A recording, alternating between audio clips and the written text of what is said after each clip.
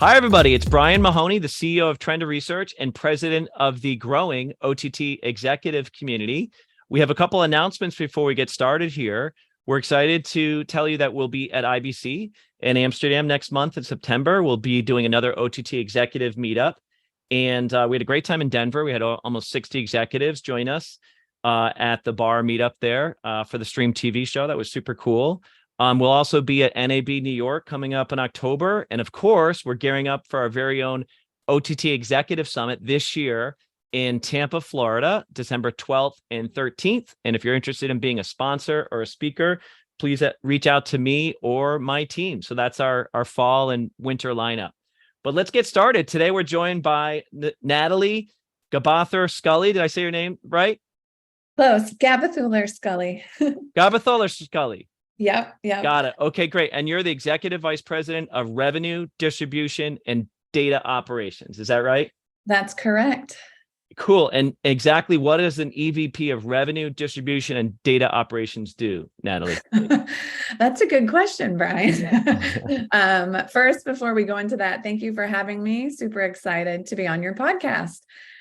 So I work at Vevo. I've been there about 12 years and currently in the title that you mentioned, EVP of Revenue Distribution and Data Operations. That covers sort of three main pillars of the business. I'll start with revenue ops first. Revenue operations for us is all about the ad operations support side of the business. So everything from pricing and planning to inventory management, through to the execution of the deals, also out to ad tech support. And so it's really the backbones of the sales division, helping them get all of their campaigns live, helping them with pitches, helping them with pricing and inventory opportunities. And so that's the main focus on the revenue operations side. On the distribution operations side, I have a team that focuses on getting all of our new distribution deals launched. So any new platforms that we launch on, such as like Pluto TV or Plex, making sure that it's seamless launch process.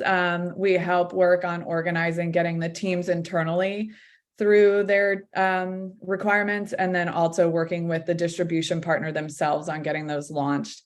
And then finally, data operations, which is a newer team under my org. And that's really focused on data and helping the business become more data driven and helping employees at all levels think about using data in their day-to-day work. Yeah, and there's so much. We'll definitely talk about that. There's so much going on right now with data and analytics and AI and machine learning and all that great stuff to make are really streamlined and to improve the overall engagement and monetization, and everything else. So I totally get that. So let's pause that for now. But before we get into kind of your current role too far, we're going to talk about trends in the industry and everything. Tell us a little bit about yourself, your career, how you got to this current point in your career. Sure. So I actually started in finance. I've always been on the operations side, always been sort of in that like process oriented roles. But started at JP Morgan on the private banking side in an operations role, was one of the youngest team managers in that department, and evolved from there, got into media by way of law, which is really funny. So I was working at JP Morgan. I thought I wanted to go back to law school, get my law degree, and sort of take that track. Decided to study for the LSATs and work at a law firm. Realized it wasn't really for me. So I found an opportunity with my background and my degree in accounting and international business working at ESPN. And that's how I took the dive into the media industry. Started working in the credit and collection side and slowly made my way into sort of the sales operations, pricing, planning area.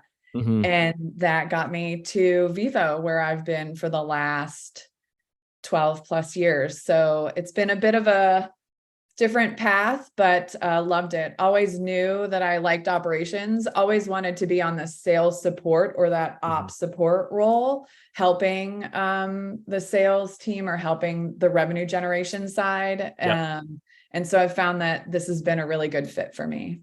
It's funny that you say that, Natalie, because I think this is the third podcast where someone got into the industry through a legal angle. I don't know if you know Jeremy Stern, but Oh, no. yeah. So it was interesting and for different reasons, but that's awesome. So congratulations to you and success in your career. So let's take it through kind of right now. Like, what is your focus? Maybe just introduce for people that aren't completely familiar with what Vevo does.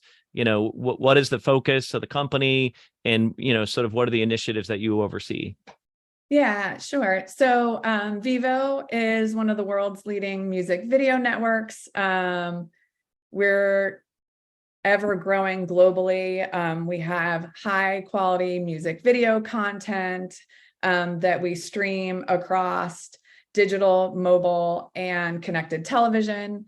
We stream that across over 34 different partners, whether it's YouTube or platforms like Samsung TV Plus, or Pluto TV, or a Roku app, or Amazon Fire app. We've got over 800,000 pieces of content that we have globally, that we monetize globally, that we curate. It's a pretty exciting part of the business to be in. I think music is something that everyone can relate to. So it's a really interesting part of the media industry to be in. It's an entertainment element to it. And for us, the focus has been over the last couple of years to bring the music video back into sort of that television lean back experience by really diving into the FAST landscape and launching a number of FAST channels globally across multiple different platforms, which I had mentioned earlier.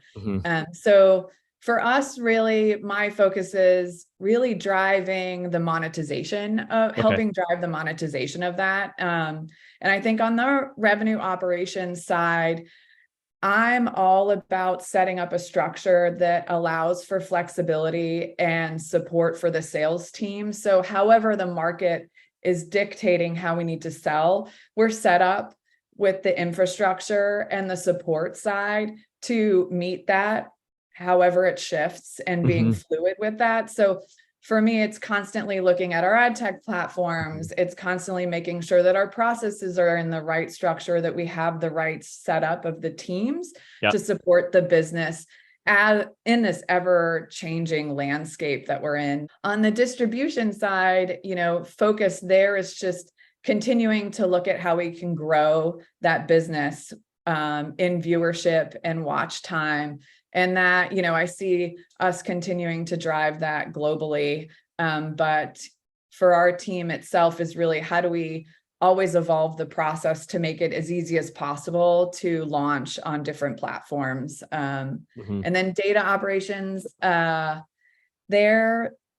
it's all about getting data in the hands of folks so that it's useful for them. I think we are more and more becoming a data-driven environment and marketplace. And, we need to make sure that as a company, we're giving our employees the opportunity to think about how they can use data to help make smart decisions in strategy or day-to-day. And so that's just a big focus of ours. It's just, how do we set up the business in the right way? Are we using the right tools for that? And so, that's focuses for me currently. Focused. You're wearing a lot of hats there. I want to talk about ad tech and kind of current sort of state of the art in terms of the technology supporting your business. But one of the things I love about doing these interviews for the podcast is your career itself. It kind of parallels the industry, right? You've been at Vevo now for what, like 11 years, I think. How has the business changed over those years? I mean, it's funny because when I started off over 10 years ago, I wrote one of the original industry reports about OTT and streaming. And I remember interviewing all the leaders in the industry. It was like 50 plus people at the time, and kind of taking a snapshot of where it was. We've come so far. And what we were just dreaming about as a possibility 10 plus years ago is now a reality. And you mentioned data, we're doing so many more advanced things. So maybe just kind of take us through like how have things evolved for you and your job over the last decade or so? So much. It's, it's so true. It's evolved a lot. And I think that's what makes it exciting, because it's ever changing, this landscape, especially digital, right? Coming from ESPN, where I was more on I was more digitally focused, but during that time, we were really looking at that cross sales structure. So you learned a lot about television along with the digital, right? And so that was interesting. And when I moved to Vevo, very much the digital, it was the video sale, digital targeting, as granular as you can get on the targeting side of things. What I think's funny that's happening now in this evolution is we're now getting to a point where it's a cross section of all different types of media trying to buy the same thing. So like we're looking at areas where we do sell sponsorships, where we're selling the A position in our fast channels, but then we're also making sure that we're layering in the best programmatic strategy with the right programmatic ad tech to have that as an element too, as well as like the digital sales. So like the CTV environment's definitely a cross section of all of those working together. And I think that's what is making it tough on the RevOps leaders today, is what's the right ad tech framework? How many different ad tech stack or elements do I need to plug in to make it the right thing for the business? And I think I'm always looking at what gives me the most flexibility that I can set up how I need to for the success of the business, and I think we have to be ready to make sure that we can shift at the drop of the hat, right? Drop of the hat. Thank you. So let's talk. It's interesting that you say that, because one of my questions is about, we talk a lot about addressable and programmatic. I remember early in the process of, streaming, I remember getting, I'm trying to remember, one of those anti-smoking ads, and that's all I got. I'm not even a smoker. I remember being like, I'm the wrong audience for this. Someone's wasting their CPMs on me. How has that panned out so far? Have we kind of, really reached the benefits that were promised, we early in the game, of sort of targeting and addressable? I don't know. What are your thoughts around that? Where are we right now? I think we're working on it. I think we still have a long way to go, to be honest with you. I think, what I see is that it's so interesting because of the way that we're in this environment.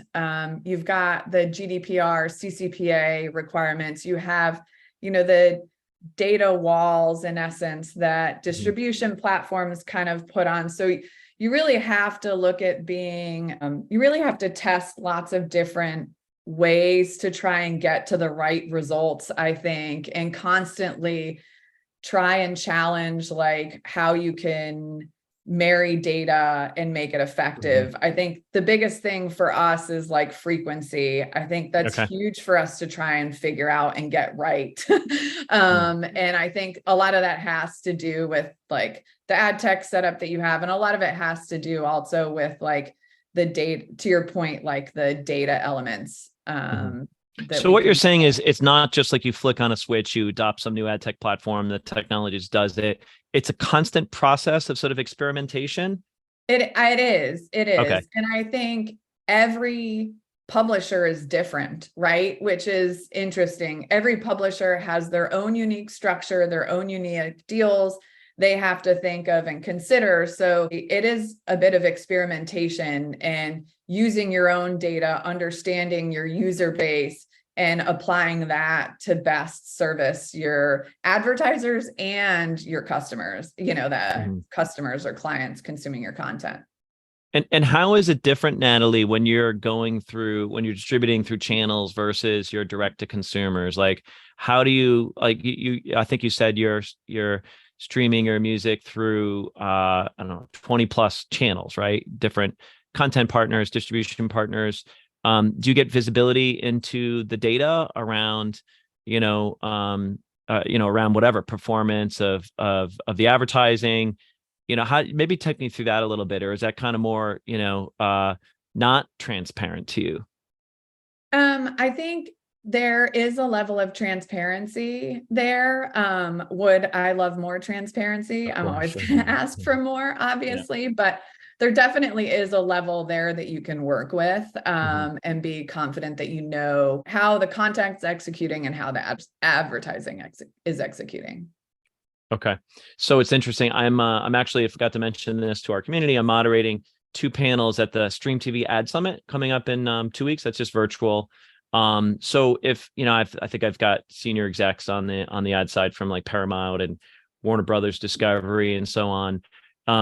We've had a little bit of a downturn in the industry this year in terms of profits. We've had some layoffs in the industry and, huge investments in content.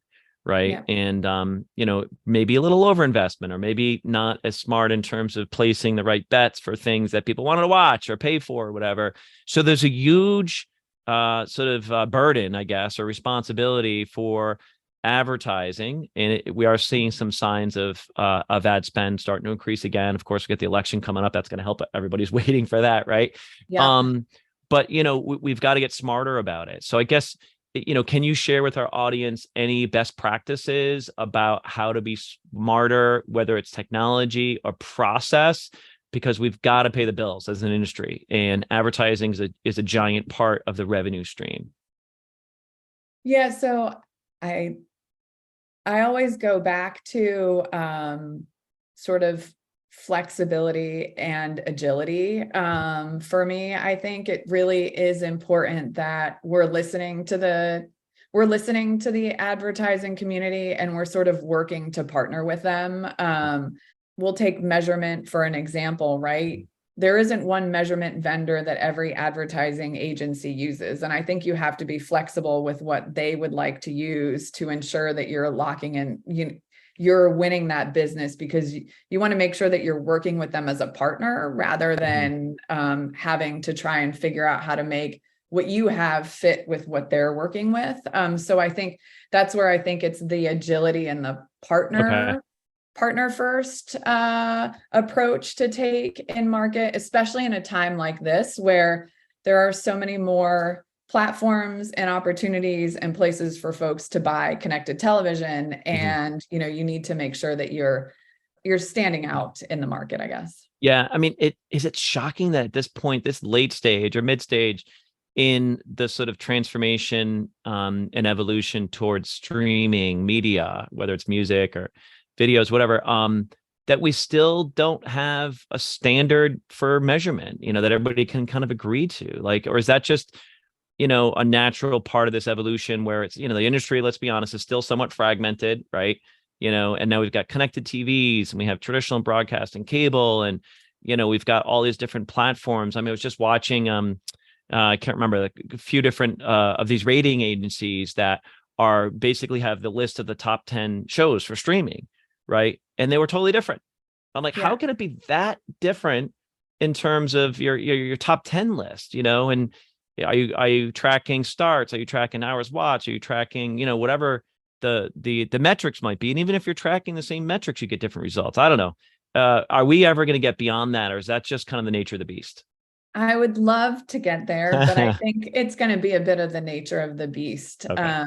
I think it's something that we should strive for and work towards, but I do think it's going to take a lot to get there. And I think it's something that we just kind of have to work through with what we have now and try, work best at what we should be confident in the vendors and the reporting that we have and really own that, but try and work through getting something streamlined, I think. I mean, because that's always been and still is one of the promises of streaming is, better targeted advertising, instead of just broadcasting it out to a metropolitan area, you now know who it is, the profile, when they're watching, all those other fun things, time of day and different demographics. I mean, you've got so much data. So let's talk about data a little bit. Where are we right now? There's a lot of talk about AI and machine learning and personalization engines. My sense is we're still also kind of early in terms of what the technology can do, but are you seeing, some promising things where the state of the art is going to eventually become sort of the mainstream?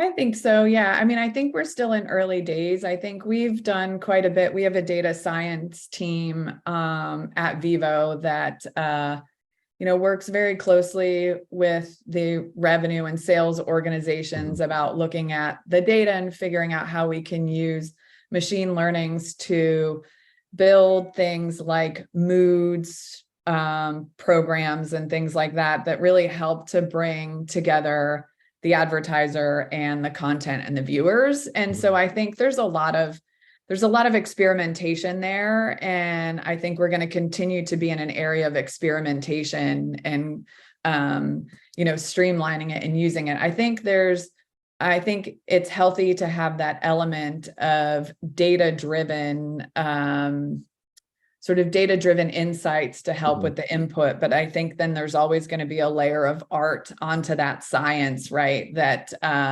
humanizes it a bit, in my mind. But I do think it's going to become more and more a part of, the backbone of what we use and how we go to market. I mean, it's clear that brands and advertisers have seen the light and seen the shift to streaming. They're placing their bets there, depending on you're looking at 25%, 50%, whatever it might be. Also depends on the brand and who their target market is, of course. But that genie's out of the bottle. That's not going away. We're starting to see some reaggregation that's looking a lot like the cable TV industry of the 80s. But so that's definitely happening. It's amazing actually how many have jumped into the deep end of the pool without that really the measurement that gives them the ROI, and it's provable, right? But they just know intuitively that's where their audience is. That's where they got to spend, right? Yep. Yes. I think there is such a big opportunity with connected television. I think, with a lot of the work that we've done with T-Vision, there's co-viewing factors, and there's really, we're trying to connect the brands with the consumers where they are consuming it now, right? There's an evolution of the younger audience moving more to this connected television, free space, more opportunity for choice, on demand type of personalization element that I really think is where we're moving to. And that, because that's where the users are, and it's about connecting the advertisers to that. And I think brands see the value in that for sure. So it's interesting. You mentioned free, and the big topic this year is FAST. We've had it for a while, but it really seems like it's it's the belle of the ball, so to speak. What do you think about FAST? I mean, there's some people that say that it's trendy and it's comfortable because it gives you back that lean back kind of, curated, kind of programming that people have been comfortable with for cable forever. There's others saying that no, now you've got a way to capture the long tail. You can very quickly put up a channel, for a niche community of interest or whatever, and you can make money pretty quickly. What's your thought on that? Like, how is FAST going to evolve in the next 2-3 years? I think it's going to continue to grow and evolve. I think from a Vevo standpoint, we've really embraced that landscape. I think we started shifting to the FAST platforms a couple of years ago and have really seen tremendous growth in that area. I think but I think it's focus on connected television. And I think it goes to what our goal is. And our goal is to go where the users are. And we're seeing that growth in FAST right now, right? And I think what's interesting about FAST is it brings an element of personalization to that lean back environment, right? Like, we're talking about the long tail, but the long tail are, we've got a Vevo pop channel that has all the hottest pop content curated 24/7, but you can also watch other channels if you have your favorite, television show and it's on a loop for 24 hours. There's so much opportunity that it almost gets to like part of that personalization element that people like, where they can sort of relax to find something they want that they know they're interested in, but it gives them more choice, I think, where, they're not having to select it. They can sort of be fed that a bit more. Yeah, it's funny. We've done focus groups, especially the younger generation. You ask them to pick like their top 5 favorite, streaming services or sources of content they couldn't deal without. YouTube comes out there. And incredibly, a lot of these free services, obviously, especially, broke college kids or Yeah. young adults, they're not thinking subscription first. So that makes sense. That being said, they still want advertising that is geared towards them and is maybe entertaining or informational. Well, listen, Natalie, we're almost out of time. One of the things we like to do in this podcast series is personalize some of the luminaries in the industry like yourself and learn from them and also learn a little bit about them. And I was wondering if there's any kind of hobby or interest you can share with our audience. Sure. So one hobby that I love, is I ride horses. I've ridden horses since I was a young girl, all through college. I stopped for a bit, when I was starting out my career because it just didn't have the time. But with COVID, I was able to get back into it, and it's been really good to it was like riding a bike, getting back on the horse. And it's been really fun to sort of renew that hobby for me over the last couple of years. So it's a lot of fun. Good But for then you. That's so outside of, cool. So did you do it competitively? Like, what is it? Equestrian competitions yes, or? equestrian Okay. competitions It- throughout college. I was on the equestrian team and had horses growing up and did it all through my young adult life. But yeah, and now I'm just back in just doing lessons, but it's great to be back on a horse and doing something that I loved when I was younger and sort of picking it back up again. Back in the saddle. That's so cool. So our best friends are big horse family, equestrian, and they were taking their trailer down to Georgia all the time, which I guess is like a horse mecca. And Yeah. they moved there. They finally a couple of years ago, like, okay, we're just going to move there. Two of their daughters are big into equestrian. Now, and then I came to learn that there's many different flavors of it. Like there's is it cross country where they jump over walls and Yeah. stuff? Yes. Yeah. And then there's, what is it, dressage where the horses Dressage. like Yes. dance or whatever? Am I There's saying that right? eventing. Yeah. Eventing, which has the cross country, dressage, and jumping. It's like a 3-part Oh, eventing. That's what it's called. Right. eventing. Yeah, it's got 3 parts to it. And then there's show jumping and hunters. That's all sort of English. And then there's the Western, which I'm not as familiar with. I'm more on the English side. I grew up doing all 3 of those. Mhm. So yeah, it was a lot of fun. I love it. That's great. And it's amazing how many people got back to some of their hobbies of their younger days during the pandemic. Um, Yes. we got Yeah. back into hiking and things like that. So Yeah. that's great. Good for you. So do you own a horse or do you rent? I Okay. don't. I Okay. just take lessons right now. I'd love to own a horse, but along with that hobby, I do have an 8-year-old son. So he takes up quite a bit of my time going to sports and things like that. So a little tougher to own a horse at the moment. It's funny when our kids were younger, we thought we would be a horse family, and we actually had our older daughter in lessons, and she didn't really take to it that much, and it wasn't a great experience for her. And it was years later we went to Amish country for a vacation, and she had a horrible reaction. It turns out she's allergic to horses. Oh So no. Parent of the Year award, we didn't realize that until very late. We had to get the Benadryl out and everything. It was quite dramatic, but Oh, yeah, that's pretty cool. Great hobby. Good for you on that. thanks. And it's all about staying balanced too, right? You can't It be all is. work, no play. Yes. Yes. Yeah. Well, listen, Natalie, it's been a pleasure. Thank you for sharing your career and your insights about the industry. Maybe you'll be at the virtual Stream TV Ad Summit. That's by the Stream TV folks, formerly Fierce Video. I'll be moderating 2 sessions there. So hopefully people can tune into that. And hopefully we'll see you at one of the fall events, whether it's IBC or NAB New York or our own conference, OTT Executive Summit in Tampa in December. Sounds good. Looking forward to it. Awesome. Well, listen, Thank thank you, you. audience, for listening. Again, this is Brian Mahoney, CEO of Trend Research, and we've been joined by Natalie from Vevo. Natalie, thank you so much for your time today. Thank you, Brian. This is fun. Awesome. Signing off, everybody. Have a great day.